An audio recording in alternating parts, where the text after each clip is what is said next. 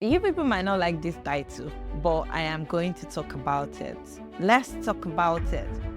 There are some times as a social media manager that you need to work for free. You don't want to hear it, but yes, there are some times, there's some situations that you need to work for free. In this podcast episode, I am going to talk about when you should work for free as a social media manager and why. Hi guys, welcome back to the Social Media Manager Bible podcast. My name is Amabalaji Ajvari. I am the social media ogre, and I'm all about teaching anyone who cares to listen how to use social media the right way. If you're new, probably you stumbled on my YouTube channel or you stumbled on this podcast episode and you'll be like, oh my God, where has this girl been all my life? You're welcome. Make sure to subscribe if you're watching on YouTube. Turn on the notification bell and like this video. And if you have any questions for me or if you have any video requests, leave it in the comment section. And if you're someone listening to me on any of the podcast platforms, you stumbled on this and you're like, oh my God, where have you been? Don't worry, I've been here, but I'm glad you found me. Make sure to follow and make sure to rate this podcast. So let's go into why you need to work for free as a social media manager. Working for free can actually be a strategic move, but it is also very important to approach it carefully and with a clear goal in mind. While it might seem counterintuitive to offer your services without compensations, there are specific situations when working for free can benefit you in the long run. Now, why should you work for free? Number one, when you're just starting out. When I was starting out as a social media manager, I worked for free a lot. When you're a beginner social media manager, you don't have a lot of experience. You have little to no experience, and working for free can help you build your portfolio. At the start, a lot of clients might be hesitant to hire you as a social media manager when you have little to no track record to show that you're not going to ruin their page or ruin their business. Offering your services for free can actually give you valuable experience. It can help you build case study and also gather your testimonials. Now, how do you approach it? Because you need to know how to approach when you're just starting out. Limit your scope of services. Offer a scope of services for a set amount of time, maybe 1 month, or maybe for a specific project. You can also set expectations. Make it clear that it is a temporary arrangement and outline the scope of work to prevent scope creep.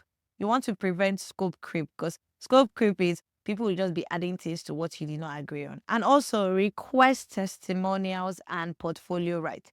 In exchange for your free work, your own payment is the testimonials they will give you and also you being able to feature that job that you did in your portfolio. Why should you work for free? This one, you people need to hear it. When working for friends and family, but with caution.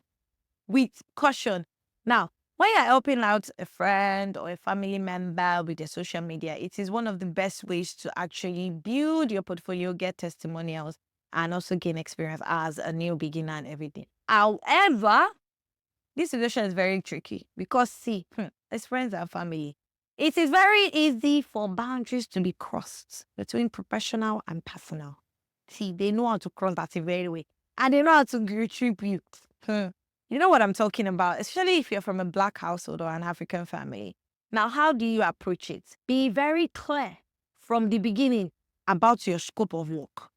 Even if it's for friend or family member, even if it's for your sister, be very clear. From the very beginning, let them know that this is what you are doing for them. Set clear expectations regarding the amount of time you will spend doing the work and the work that you're willing to offer for free. Also, treat it professionally. Yes, they're your family friend, they're your family member, your sister, your brother, your blood.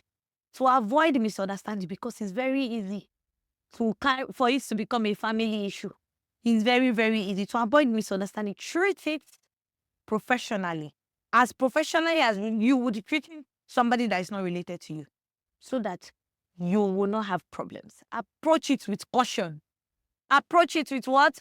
Caution. Why should you work for free?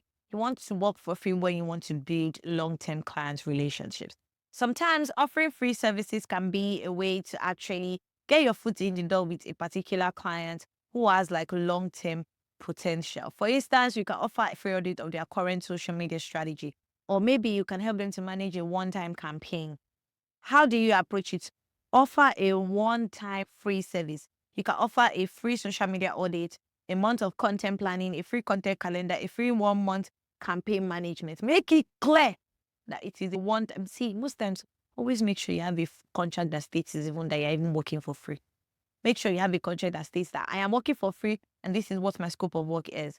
Prove your value when you're working for free to build long-term relationships. The goal is to show the clients the value that you bring to the table, making it easier to navigate or to negotiate a contract, a paid job, after you've proven your value.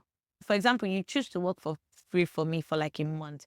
After you've worked for free for a month, you've dot your I's and you've crossed your T's. You cannot say, okay, Balaji, how much do you start to pay me?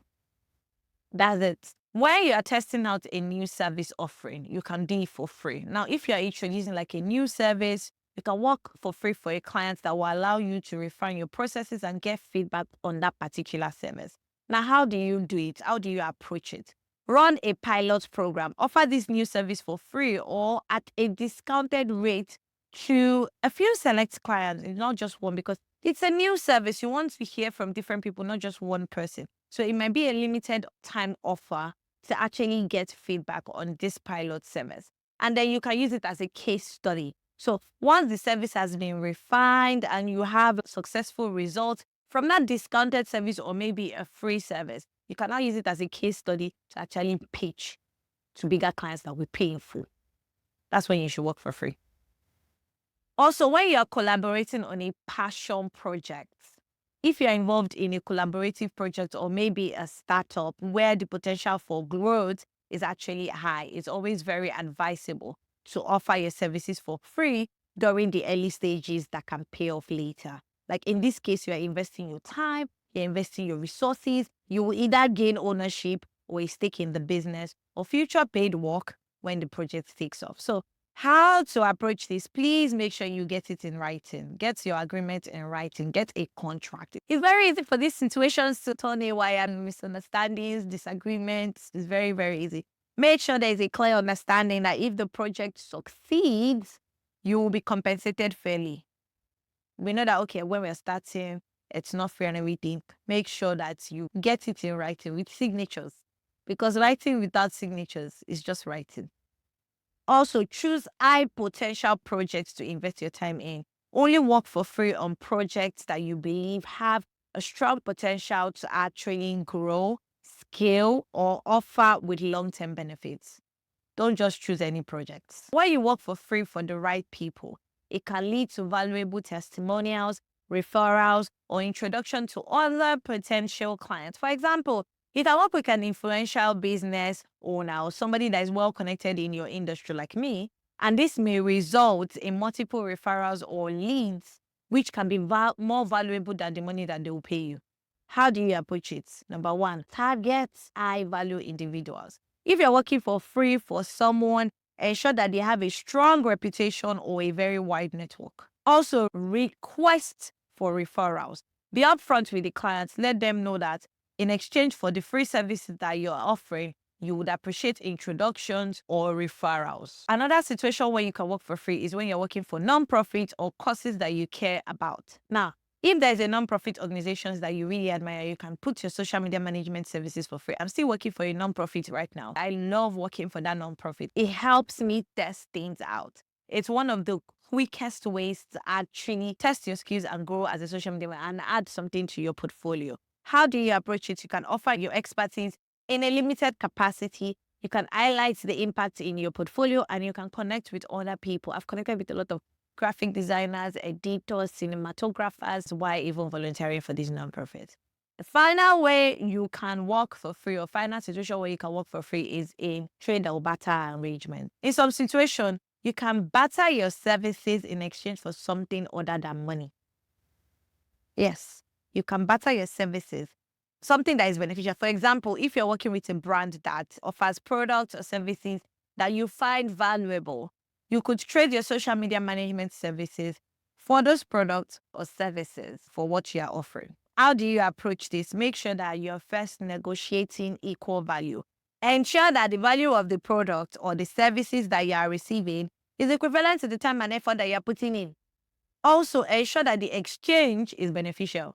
Only barter when the exchange genuinely benefits you. If it doesn't genuinely benefit you, please don't barter. Now, when should you not work for free? Maybe I'll do another one, but for right now, let me just give you 3 instances where you should not work for free. Number 1, if the client can afford to pay. If the business is well established and can clearly afford to pay for your services, there is no reason why you should work for free. Your time and skills are valuable as a social media manager. Number 2, if it leads to burnout. Taking on too many free projects will lead you to burnout. And burnout is not something you come out from in a day or two or in a week or two. It might take months. It might take years to come out of a burnout. Be selective about when and for whom you work for free for. Number 3, when it doesn't align with your long-term goals. If the project won't help you build your portfolio, network, build your skills, trust me, it's not worth doing for free. While working for free can have its advantages, the disadvantages, yeah, a whole lot more than the advantages. It is a strategic way to actually build your portfolio as a very new social media manager, somebody that's just starting out, somebody that needs to test the waters. But you have to be very, very, very strategic about it. I hope this podcast episode has helped you. It seems like I'm shouting, but you people need to listen. You need to listen. And sometimes you actually need to work for free. If you found this podcast episode helpful, you know what to do. I keep repeating it over and over again, but I'm still going to repeat it. Don't forget to like this video. Don't forget to leave a comment. Don't forget to share this video with someone who needs to see this. Don't forget to turn on the notification bell. Don't forget to subscribe. And if you're listening to me on any of the podcast platforms, don't forget to follow and rate this podcast because it helps me climb the podcast ladder or get more people to actually hear or see me. And that's it for today's episode, and I'll see you in the next podcast episode.